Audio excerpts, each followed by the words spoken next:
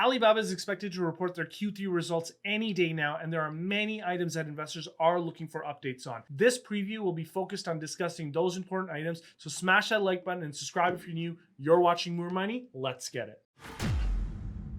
All right, guys, there's no shying away from the major item that all investors in Alibaba will be looking for, which is indications of what's happening with the slowing revenue growth in their customer management subsegment of their overall China commerce retail segment. Now, just a reminder, the customer management subsegment is about 58% of the overall China commerce retail segment. The other half is a China commerce retail other subsegment, which makes up the other 42%. And the China customer management segment includes their two largest brands, Taobao and Tmall. So what's causing the slowing revenue growth in this subsegment? Well, in Q2 results, they mentioned that revenue in the quarter grew 3% year over year, primarily due to slowing market conditions and more players in the China e-commerce market. And if you remember, that actually made a lot of sense as some drag impacts were expected from the anti-monopoly charge that Alibaba was levied at the end of their fiscal year 2021. Vendors, of course, would be encouraged to diversify across all of the available platforms to sell their products. Additionally, guys, we have spoken on this channel about slowing near-term market conditions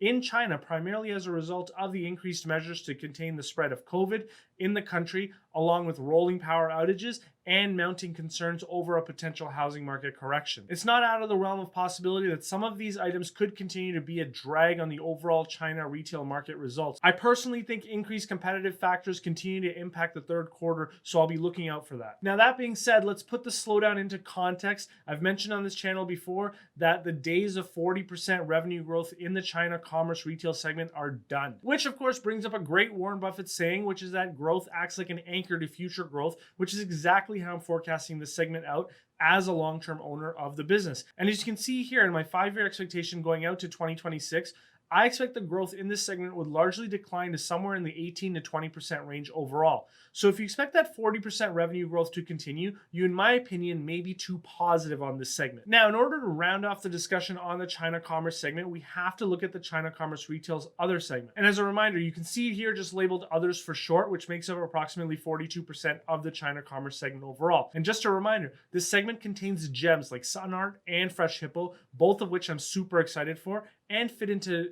Alibaba's long-term competitive strategy. Last quarter, we saw this segment grow 95% year over year, which did a very good job of partially offsetting the slowdown in the customer management segment, which of course was largely due to the inclusion of Sun Art. I think over the medium term, this subsegment takes over the larger customer management segment in terms of revenues, because as you would recall from their Investor Day presentation, they really are targeting grocery as the next frontier for growth in the online retail marketplace. As online retail grocery sales increase in the country, I believe that Alibaba is really well positioned to lead the effort here. Now, moving on to cloud computing. As you guys may recall, Alibaba Cloud continued to blow the results out of the water in the second quarter with a 30% year-over-year increase. Note that as you saw with the Alibaba Investor Day, they are completely focused on building out that cloud ecosystem, which is specifically targeted at the development of cloud-native applications, namely programs that are designed for cloud computing architecture. And as this ecosystem scales up, they are expected to continue to enter into this virtuous cycle of higher and higher revenues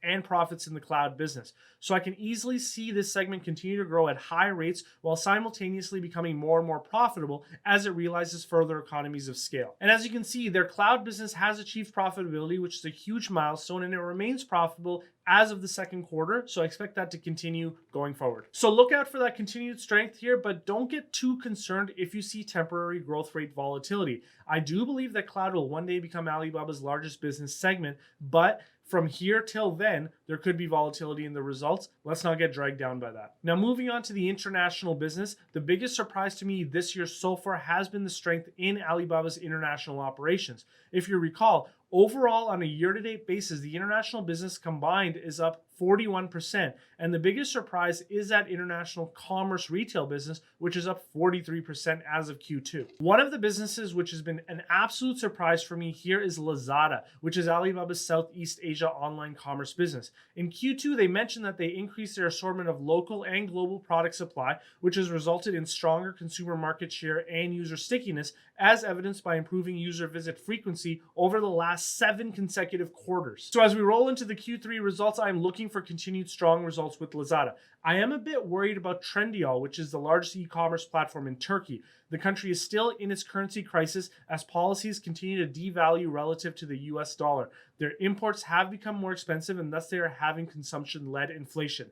This, of course, is expected to slow down their economy. I'm concerned about this, but I'm also happy that the business is doing well thus far. I do expect it to slow down a little bit though. Now, moving on to Alibaba's overall revenue guidance for fiscal year 2022. When Alibaba reported their fourth year quarter 2021 results, they provided guidance that they expected to generate 930 billion RMB in revenue in fiscal year 2022, which reflected revenue growth of approximately 30% year over year. Now, note that in Q2, they actually brought down their revenue growth guidance from 30% to 20 to 23%, which reflected the challenging macroeconomic conditions plus the increasingly competitive landscape. Personally, I never bought into that 30% year-over-year revenue growth guidance when I was thinking about their business from a 5-year perspective. I brought that revenue growth estimate way down to around 20%. So while the whole market is freaking out about the lower revenue guidance, it still landed at the top end of my expectations, so I made 0 changes to my valuation. Now, moving on to that valuation, I'm still valuing the company at approximately $300 per share,